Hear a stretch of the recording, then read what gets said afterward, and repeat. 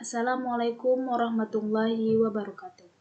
Perkenalkan, saya Sesi Ulul Azizah dengan NIM 23002047. Baiklah, saya akan menjelaskan mengenai konsep kepemimpinan. Kepemimpinan atau yang sering kita sebut dengan leadership. Setiap orang pada hakikatnya ditakdirkan untuk menjadi seorang pemimpin, seperti memimpin diri sendiri, orang lain, dan keluarga. Jadi dapat dipahami bahwa setiap orang mempunyai kesempatan untuk menjadi seorang pemimpin. Konsep kepemimpinan adalah kemampuan seseorang untuk memimpin, mengarahkan, dan memotivasi orang lain dalam mencapai tujuan bersama. Kepemimpinan dapat ditemukan dalam berbagai kegiatan organisasi, yang salah satunya adalah di dalam dunia kependidikan. Kepemimpinan di dalam pendidikan mengarahkan kepada manajemen kerja dalam kerangka menciptakan hubungan dan memastikan komunikasi yang efektif. Menurut Makawimbang 2012, kepemimpinan pendidikan merupakan kemampuan untuk mengarahkan pelaksanaan pendidikan, sehingga tujuan pendidikan yang telah ditetapkan dapat tercapai secara efektif dan efisien. Adapun unsur-unsur yang terdapat di dalam kepemimpinan ialah yang pertama, harus mempunyai jiwa kepemimpinan. Pemimpin merupakan unsur sentral dalam kepemimpinan yang memberikan motivasi dan mempengaruhi individu dan kelompok lain.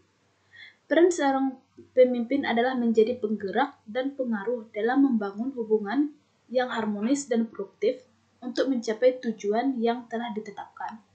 Kemudian, harus ada pengikut. Keberadaan pengikut merupakan unsur penting dalam kepemimpinan.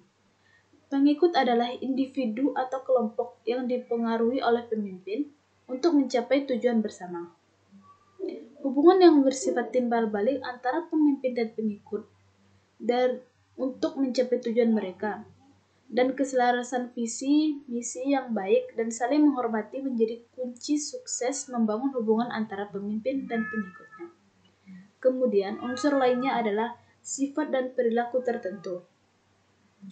Adanya sifat-sifat dan perilaku tertentu dari seorang pemimpin yang dapat digunakan untuk memotivasi dan mempengaruhi individu atau kelompok.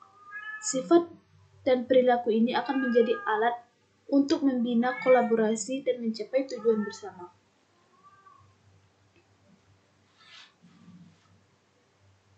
Dalam kepemimpinan, hasil integrasi kompleks antara pemimpin, pengikut, sifat, dan perilaku pemimpin yang mempengaruhi dinamika organisasi dan tercapai tujuan yang ditetapkan. Ruang lingkup kepemimpinan. Kepemimpinan dalam organisasi mencakup berbagai aspek dan memiliki ruang lingkup yang luas. Beberapa ruang lingkup kepemimpinan dalam organisasi meliputi kepemimpinan strategis. Kepemimpinan ini melibatkan kemampuan untuk merancang, mengarahkan, mengelola visi jangka panjang organisasi untuk membuat keputusan strategi yang mempengaruhi arah dan hasil organisasi secara keseluruhan. Kemudian kepemimpinan operasional mencakup kepemimpinan untuk mengelola operasional organisasi sehari-hari, memimpin tim kerja, mengelola SDM, dan memantau proses dan aktivitas operasional. Kemudian kepemimpinan tim. Kepemimpinan ini melibatkan kemampuan untuk memimpin dan mengarahkan anggota tim dan organisasi. Kemudian kepemimpinan transformasional. Ini melibatkan kemampuan menginspirasi, memotivasi, mengarahkan pengikut untuk berinovasi, berpikir kreatif, dan berkontribusi secara optimal terhadap pencapaian tujuan organisasi. Kemudian kepemimpinan etis. Kepemimpinan ini mencakup kemampuan memimpin integritas, membuat keputusan etis, melaksanakan perilaku, dan bertanggung jawab dalam suatu organisasi. Lalu kepemimpinan berbasis kompetensi. Ini mencakup kemampuan untuk menjalankan kepemimpinan berdasarkan kompetensi, pengetahuan, keterampilan yang relevan. Dalam kerangka manajemen, kepemimpinan merupakan subsistem dari manajemen. Mengingat pentingnya timbullah gagasan di kalangan para ahli untuk lebih jelas mengartikan apa saja peran dan tanggung jawab pemimpin dalam mempengaruhi bawahannya. Oleh karena itu, bahwa kepemimpinan adalah seperangkat perilaku yang diharapkan dari seseorang tergantung pada kedudukannya sebagai pemimpin. Seperti yang kita ketahui, kepemimpinan hampir sama dengan kepala, manajer, dan bos. Berikut adalah beda pemimpin dan kepala. Yang pertama, pemimpin. Pemimpin adalah seorang leader, bos atau ketua. Kemudian, kekuasaan menurut peraturan dan berlandaskan kepercayaan anak buah. Kepemimpinan bertanggung jawab pada atasan dan anak buah. Pemimpin berperan sebagai pencetus ide organisasi dan koordinator.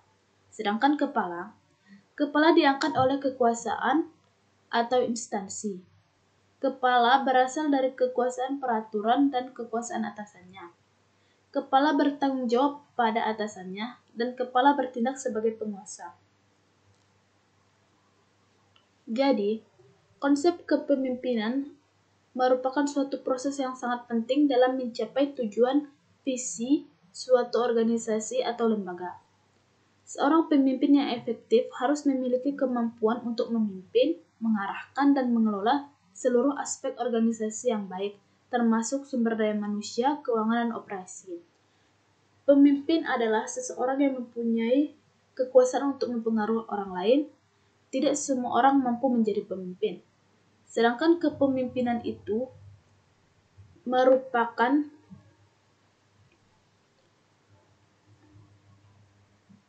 proses mengarahkan, menginspirasi orang lain dalam suatu lembaga untuk mencapai tujuan organisasi agar secara efektif dan efisien.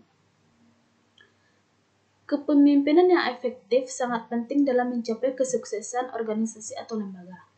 Seorang pemimpin yang baik harus memiliki kemampuan untuk memimpin, mengarahkan, dan mengelola seluruh aspek organisasi yang baik, serta mampu memotivasi dan menginspirasi anggota organisasi untuk mencapai tujuan bersama.